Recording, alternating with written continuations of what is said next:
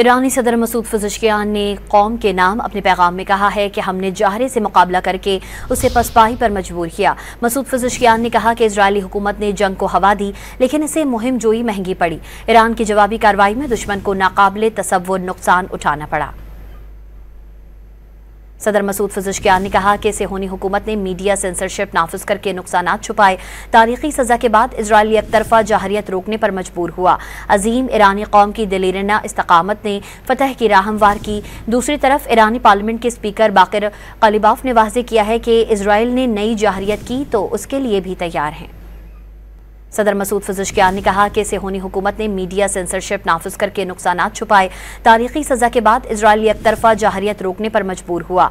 अजीम ईरानी कौम की दिलेरना इस्तकामत ने फतह की राह हमवार की। दूसरी तरफ ईरानी पार्लियामेंट के स्पीकर बाकिर कलिबाफ ने वाज़ेह किया है कि इजराइल ने नई जाहरियत की तो उसके लिए भी तैयार हैं।